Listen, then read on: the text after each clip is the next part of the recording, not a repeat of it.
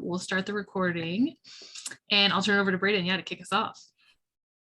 Yes, the first thing I want to make clear is it's my name on all of the marketing materials, but Sam is also part of this. So it's not just Brayden, it's Brayden and Sam, or I should actually say Sam and Brayden. But you're here to see Brayden, honestly, so that's great. No one knows me, so Sam and Brayden it is. So as Sam is letting people in, and I'm sure as people are coming in, I'm just going to give a quick introduction about why we're here. And just like it says here on the screen, 3 words: teach, mentor, and empower, an approach to student-employee coaching. Sam and I are going to be talking about the keyword is approach. So less of a model, less of a framework, but again, more of an approach to student-employee coaching. And as I look on the screen, as I look at all of the different areas, my hope is, even though this is geared towards student supervisors and career staff that supervise students, if you're an awesome student employee who just started, my hope is that this will also be applicable to you, because at the core of coaching is communication. So at the end of the day, we're just going to be talking about how to be a decent human being and how to communicate with others. And there we go. All right, so I'll start introducing myself. Like I said, my name is Sam Boren. I use she, her pronouns, and I currently serve as an employee relations manager in the Career Center and have been helping kind of on the side with some of our student employee development stuff. Throughout my career, I've supervised anywhere from 1 student staff member all the way up to 40 student staff members at one point. And so I just really love talking about different strategies and styles we approach supervision with. And my goal is always to make it as collaborative as possible, knowing that the students that I'm interacting with a lot of times might have a different career path or career trajectory, different, major than I studied with when I was a student staff member, and helping them achieve whatever their goals might be moving forward. So I'm excited to have these conversations today. I'm really excited for the scenario-based learning that we're going to do and to hear some of your examples and experiences as how you might approach those things. And I'll turn it over to Brayden. I'm Brayden. He, him, his pronouns, and I also work at the Career Center. So I mentioned in the beginning, I am the new kid on the block. I started at CSU in October. So I'm fairly new. I came from a background of student employee learning. So my title is student employee development, and that's really what I enjoy. So I've supervised staff and students in really programming and event planning capacity. So I worked at Cal Poly, if anyone knows, Cal Poly, Polytechnic State University in San Luis Obispo. I worked in the equivalent office. I would equate it to maybe campus activities here, and event management. I also worked at George Washington, mainly in like a teaching capacity. So as we go on, the most important thing I really want to stress is that we all come from different areas and we all supervise very, very different staff areas. So with that in mind, it's always take everything that we share with a grain of salt, food for thought, and really take what you want and apply it to your staff area.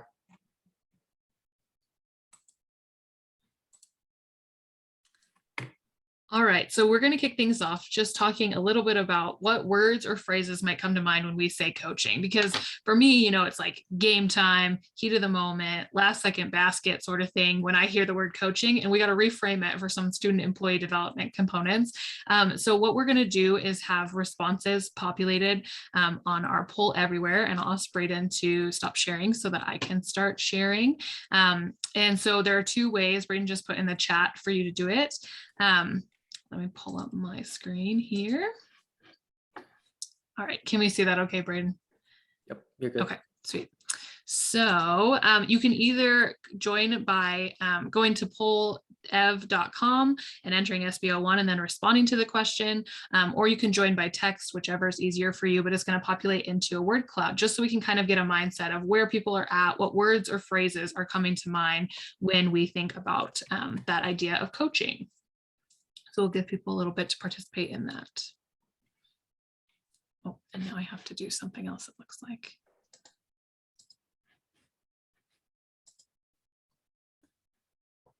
All right, so we're seeing encouragement. Yep, sports, like I said, that was the first thing that came to mind for me. Empathy, motivational, I like that. No repeat words yet. I haven't seen one get bolded, so we'll see. Which the first one is. Leadership is a big one. Yeah. What direction you're giving, how you're helping someone get to where their goals are. Good. Awesome. Guidance coming up a lot. Experience. Yeah. So maybe you've done it before, been through it before, helping someone get through a particular experience.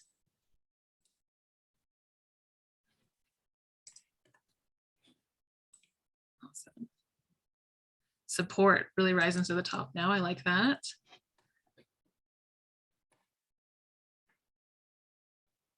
Yeah. Anything you're seeing, Brayden, that's jumping out to you? I mean, the biggest thing that I see is leadership. It's Yeah. definitely jumping out. Yeah.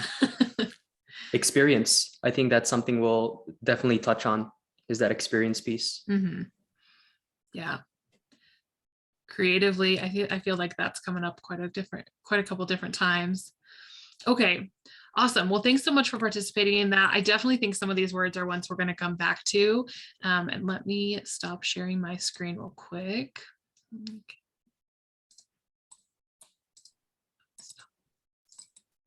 Okay. Turn it back over to Brayden. So we're going to get started today just with giving you our definition of coaching. Now, Brayden and I were talking about the fluidity of this. As he was saying earlier, it's definitely just a generalized approach, right? There's no strategy or formula that we're trying to convey to you today. We're just trying to give you some things to keep in mind as we're going through about strategies that you can employ as you're working with your student staff, or new ways to consider looking at something. So the definition of coaching that we found that we resonated with the most has a couple different components to it. And we know coaching can be defined in a lot of different ways. But the first is to help a person change in the way they wish and helping them go in the direction they want to go. So I think a lot of us talked a little bit about guidance in some of the words or phrases that came to mind. And so I hear that a lot in like giving that person ownership or the ability to dictate their own direction and just helping them along the way. Coaching supports a person at every level in becoming who they want to be. So that's a lot like our student staff, right? We have people that are just starting out on their journey. We have people that have been returners to our areas for 3, 4, 5 years sometimes, right? Who are teaching the next generation, who are supervising some of our student employees too. You know, we might have some of those student employees or student employee managers in this space today even. So helping a student wherever they are at in that journey and applying developmentally appropriate tasks or strategies and working with them. And then finally, coaching builds awareness, empowers choice, and leads to change. So it gives, again, the individual that you're working with or coaching the opportunity to kind of set their own course and have them solve some of their own problems, utilize their own skill sets to put that towards whatever their next step might be as part of that. So those are kind of the main things we're going to keep in mind as we're talking about coaching moving forward. So there are lots of ways to supervise student employees, and we're just highlighting, again, just one option. But let's talk a little bit about the purposes of coaching and see if it's one that might align with some strategies you're hoping to employ with your student employees. Understanding the goal of your coaching practice is going to help you best identify practices that you need to successfully implement coaching on your campus with your student population and your needs. So it's important to ask at the beginning for when you're approaching a coaching conversation, are you coaching for academic and job performance, or are you coaching for personal growth prior to having these conversations with our students? Because knowing those things will help kind of dictate the goals of the conversation. So we'll start examining first if you're coaching for performance. So performance-based coaching is most likely something that you're focusing on a short-term goal. Okay, so it's helping a student focus on something that is immediately like needs either a course correction or needs to be changed in order for their performance to be better in most times the job that you're working on them with. And so it's about helping them do better. What specifically needs to be improved in order for our performance to improve as part of that. And the typical skills that you're going to be focusing on are more of your tangible skills, like things that there are like set skills that you can teach them as part of that, right? Like time management, how to resist procrastination. I know that's a big one with student employees. It's a lesson I feel like I still learn on a weekly basis, or school or particular job readiness skills, right? They're a little bit more of the technical components that you're looking at. And they're more easy to identify, I'll say, than some of our developmental coaching skills because they directly relate to performance. Like you can see like the student is having issues with coming to work on time, for example. So you would be performance coaching of how can they manage their time better, or how can they rearrange their schedule as part of that to improve their performance as a team member, as a member of your staff, etc. The second purpose of coaching is more for personal growth. So Brayden, can I have you go to the next slide? Perfect. So for this one, you're thinking a little bit more, if it'll go, thanks. You're thinking a little bit more on both the short and long term, right? It kind of depends on what you're helping them with, or what particular area you're hoping to build upon as part of that, to think through what do we need to do now to help you grow and develop, and then how is that going to serve you later on in the future.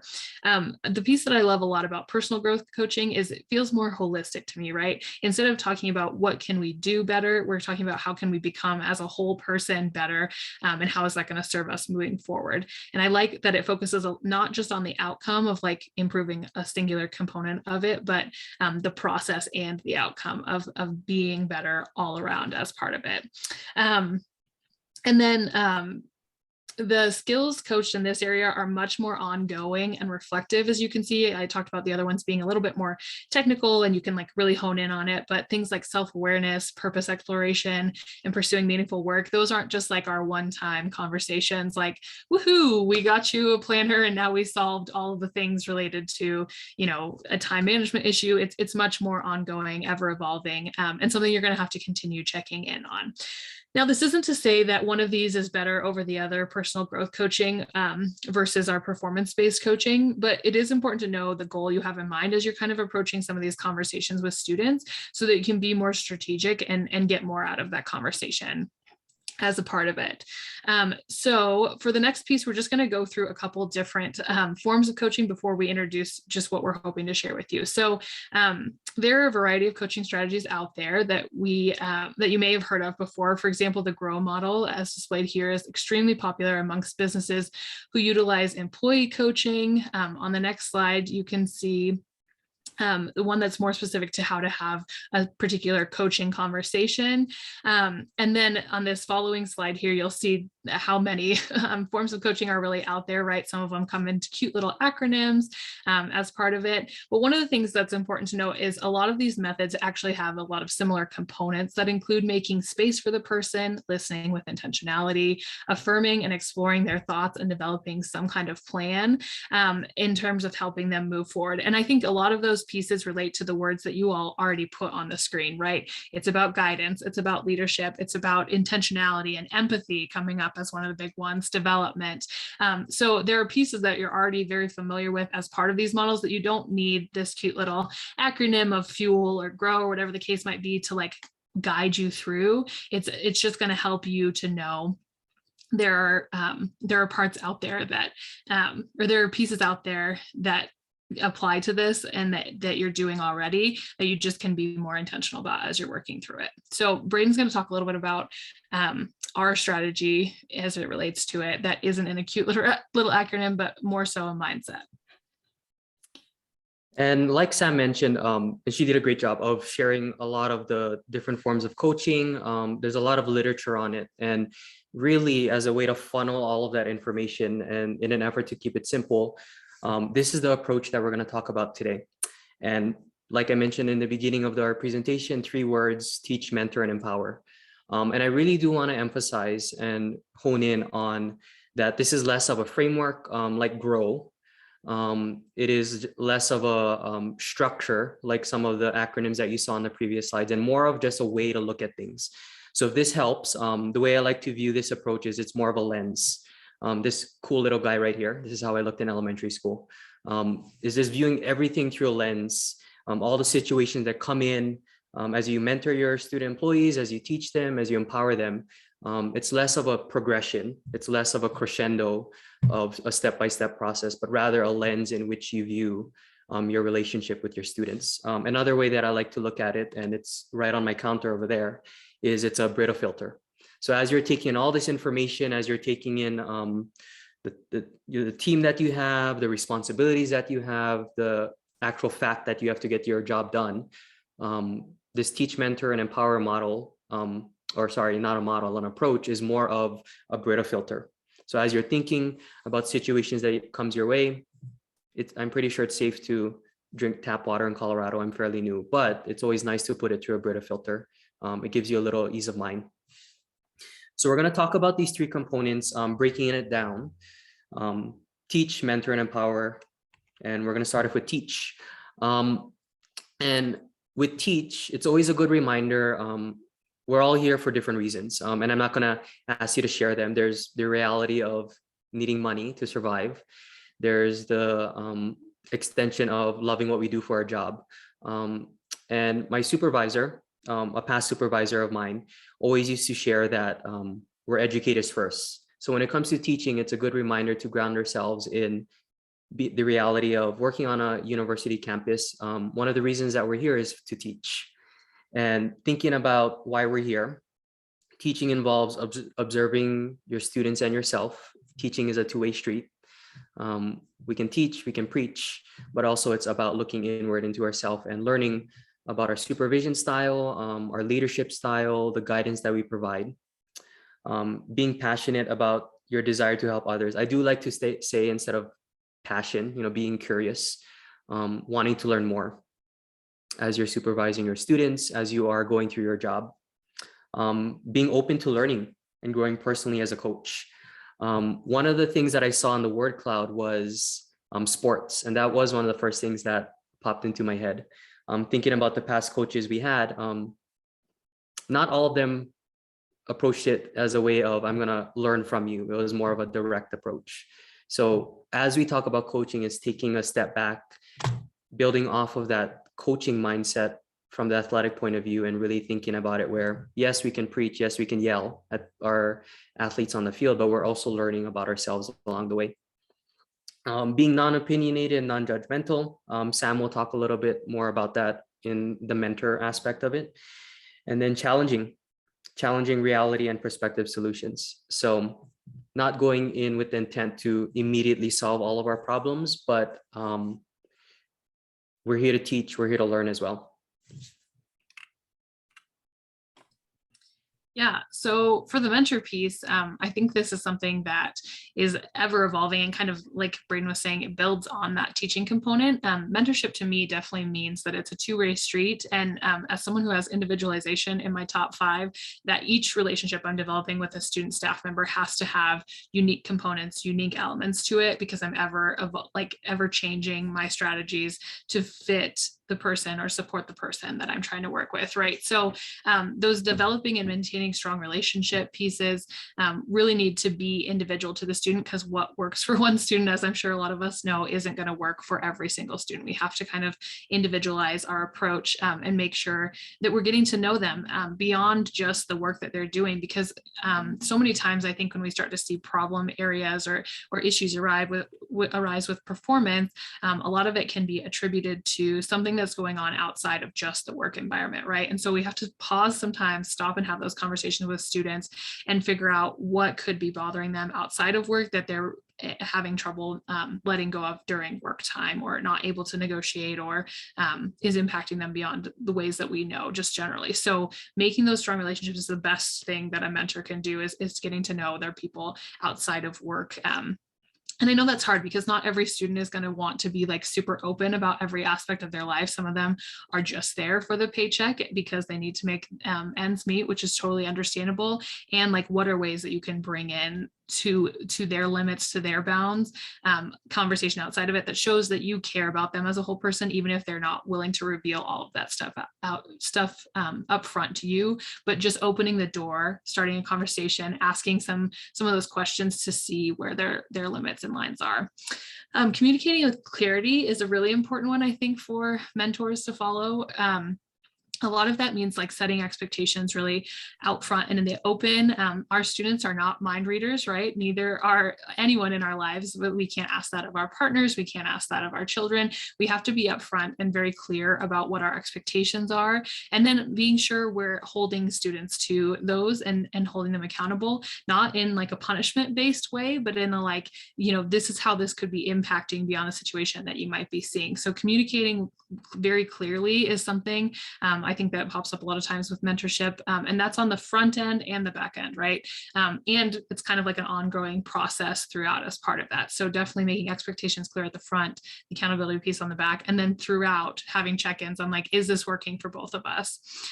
Honest and trustworthy, I think a lot of that goes back to the individualization component and making sure you're holding with respect to the conversations that you're having with the students and not talking to them about amongst their peers about, well, you should give so-and-so an easier time because they're having a really rough go of it, sort of thing, or sharing personal details that they might not want shared as part of that.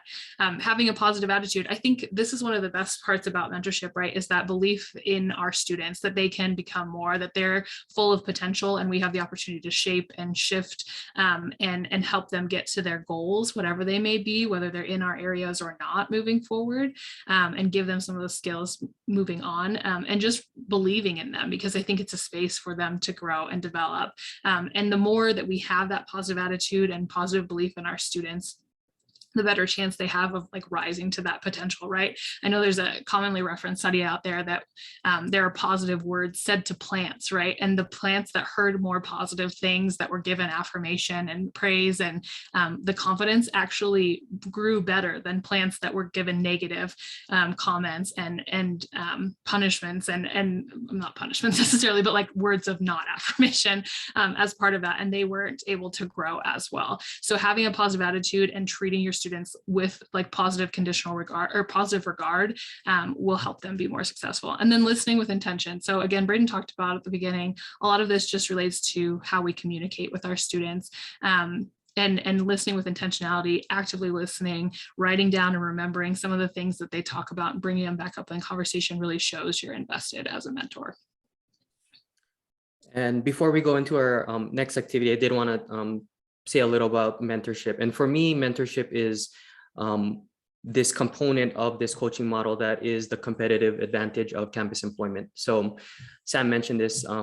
One of the things that we do recognize is campus employment isn't the most showy, best paid job out there for college students. And I have no doubt that there are some great mentors if you work at McDonald's or if you work at different areas in town. But especially with campus employment, it's something that we strive to do. It's that mentorship aspect. It's what puts us ahead of a lot of the different options that students have. So this mentorship is where we can really invest and have a competitive advantage against Home Depot, to give an example, even though I know there's probably some pretty awesome people at Home Depot.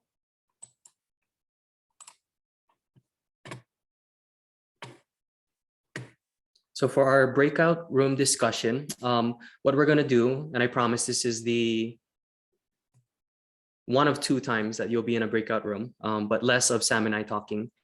And this prompt right here, a mentor can be defined as an experienced and trusted advisor. We're going to break everyone up, Sam, in maybe groups of 3. I know someone left. There might be a group of 4 if there, or 2. But really having a discussion about who is a mentor in your life and what makes them a trusted advisor to you. So I'm going to be posting this question in the chat as Sam breaks you all up into 5-minute breakout rooms. So after the breakout rooms, we'll come back and we're not going to ask every group to have a representative. Rather, we're just going to have volunteers share out a little bit about their mentor. So we'll see you all in about 5 minutes.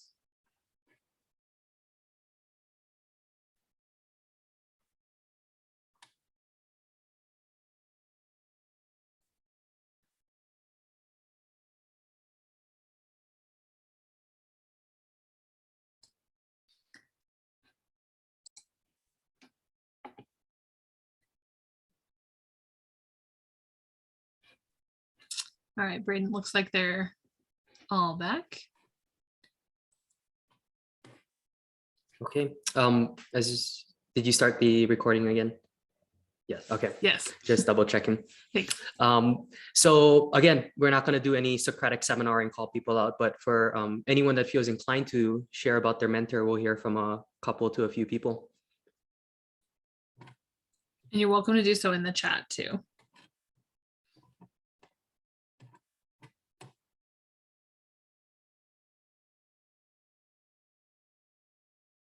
Or you can also share about something you learned from your partner or your other group member?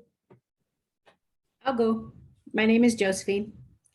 In our group, we talked about that a mentor for us was a supervisor, someone who would give us advice and direction.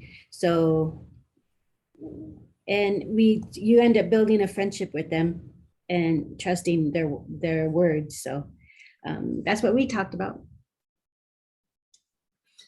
And Josephine, not to call anybody out, but was this at CSU or somewhere else?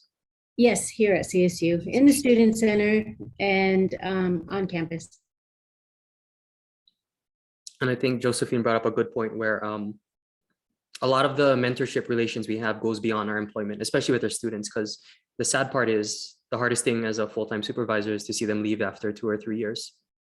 But it makes our day when they send you a text that they got a new job or want you as a reference. Thanks for sharing.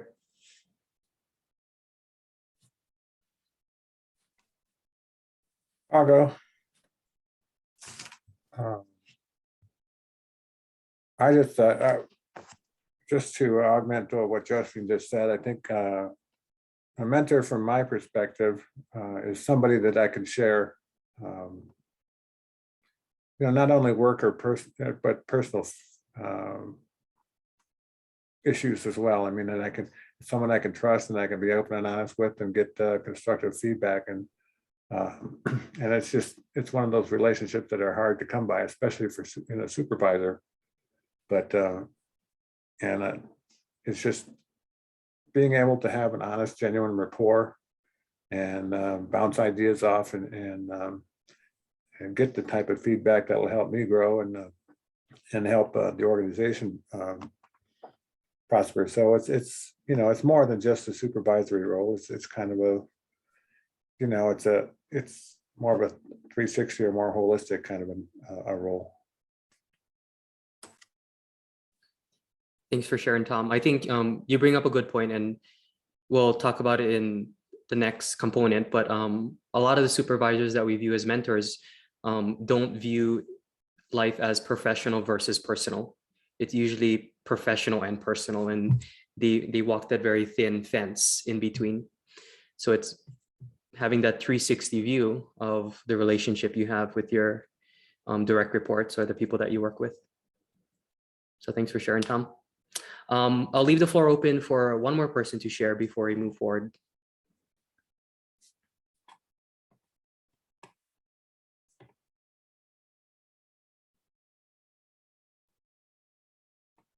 I can share. I have a mentor right now for my thesis, and so we have like a end goal that we're both working towards. And so it's really nice to know that he's there to support me. Like I can just feel the support and know that he wants me to succeed. And there's also this kind of mutual respect there. And sorry, that was my cat.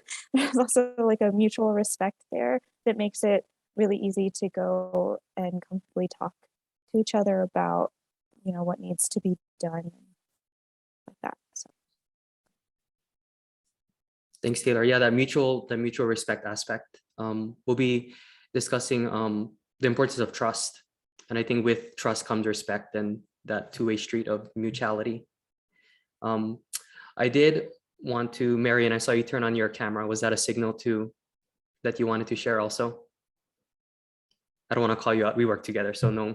Sorry, I was just gonna put it in the chat. I'm like just late processor, but I just wanted to say that something that we talked about in our group is that as we get later in our careers and as we get older, it's hard to find mentors, and I think it's because we tend to find mentors who have more experience than us and who and we trust them because they have more experience, and they're sort of where we want to get to. But thanks, Marian. And even that word experience did pop up in a word cloud. So we have a mix of career staff and student staff, and I think that's something that we all look for and really feed off of. So we're gonna go into the next component. Thanks for sharing. And the last one is empower. So less of, again, less of steps, but really that mindset that empowering, building trust to empower. So believing in our students' resourcefulness. And I think, and I'm probably paraphrasing, I'm going to test my German here, but Johann Wolfgang von Goethe said, when you treat people how they ought to be, you help them become what they're capable of being. So a lot of our students, they're very capable, critical thinking adults, and we treat them as so. So it's really helping them, even though it's their first job, letting them know that it's okay to mess up. It's okay to make mistakes. Only when we see a pattern, that's when we can have a conversation. But believing in your students' resourcefulness, they're very capable. Facilitating conversations around growth and change, and cultivating that curiosity. So Simon Sinek talks about leadership, but he does talk about that circle of safety. So as we talk with our student employees, it is creating that and saying the words, it's okay to mess up.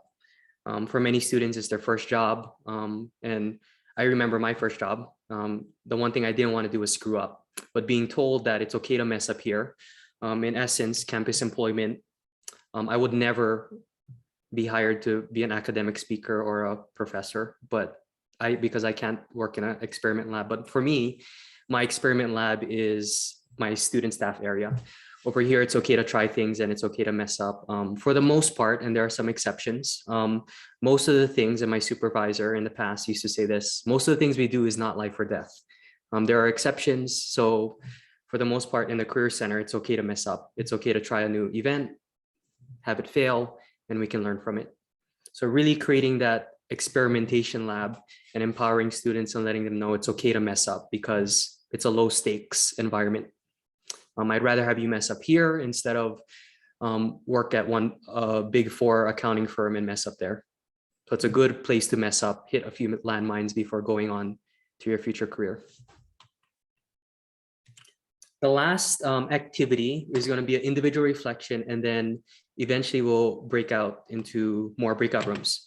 So with the time that we have left together, I'm going to be posting a editable PDF for you to reflect on. But the first thing that we're going to do is walk through it because there's 3 steps to it. And I just want to make sure that if I'm not clear, I'm not kind.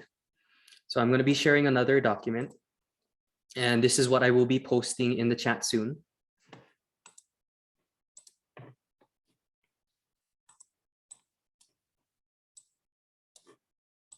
And it is scenario-based reflection. So just as it, and I won't read everything verbatim, but this is your opportunity to reflect for about 8 minutes.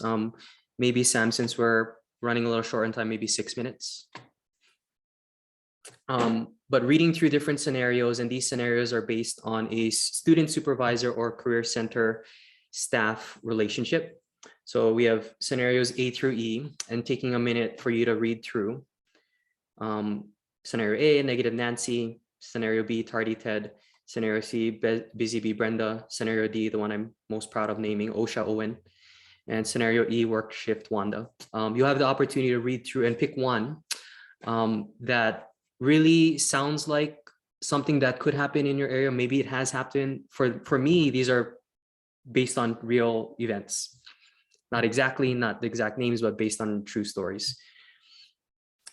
And it'll give you an opportunity to reflect, choosing one, and writing your reflections here.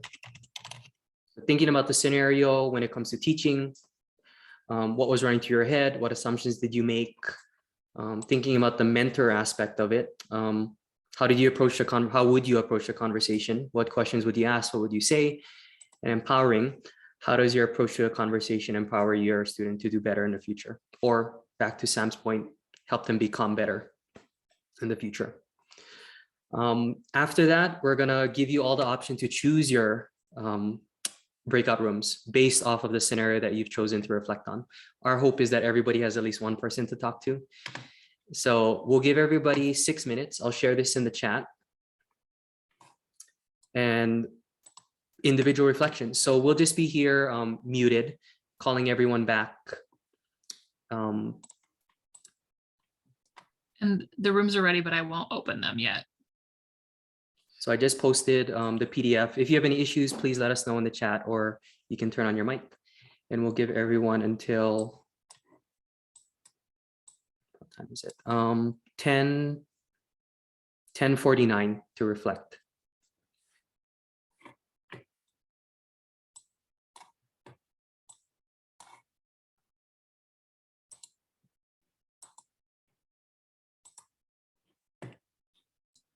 We start the recording.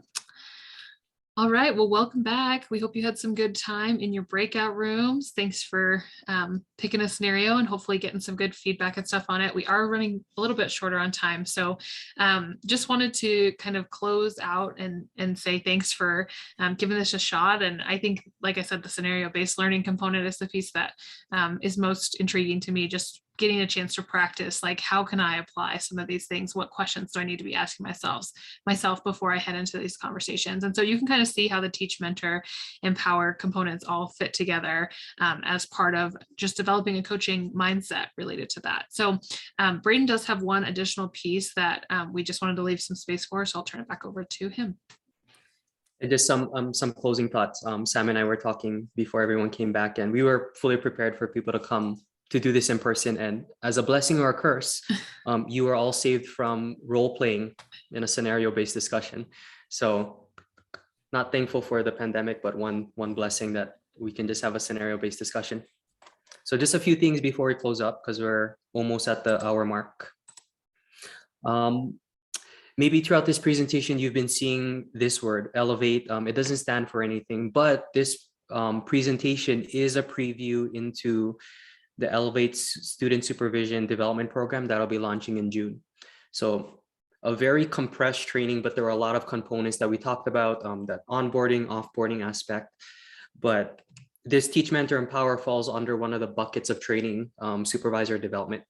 So 6 months from now, we'll be launching ELEVATE, which is the equivalent to HR's talent development, but for student supervisors, full-time staff as supervised students. That'll be coming in June. So if you are interested in receiving emails about the ELEVATE program, please drop your full name and CSU email in the chat, and Sam and I will be sure to send you more information as that launch comes our way. And again, no obligation to, but if you are interested, this is a little preview into that certificate program that we'll be offering. Thanks, Natalie and Claire. And the last thing we'll share, Sam is going to post this in the chat, but from participation to payroll, we want to make sure you get paid for the time that you spent with us. So please complete the conference workshop attendance form that'll be posted in the chat. And that's just a third way for all of us to verify that Marion, Amber, Taylor, Tyler, Doug, Josephine, Tom, all of you on the screen are getting paid for your time. And that's all we have. Sam, is there anything else that you wanted to share? No, I don't think so. Thanks so much for spending time with us and spending time with each other and supporting your students, the students that you supervise here today. I know it's an after hours ask, right, for a lot of people to be here on a Sunday, but I think it's so important to role model and to walk alongside and to help the students process their experience today, for us to be here. So thank you for showing up as a supervisor. Thank you for showing up as a student supervisor. That's why you're here, and just hope that the rest of the day you get a lot of good information and can kind of help your students process through that. So thanks. And with that, I think this session is wrapping up. After this, we have the keynote at 11:10. So you do have about 10 minutes before the next keynote. Thanks for being here. Thank you.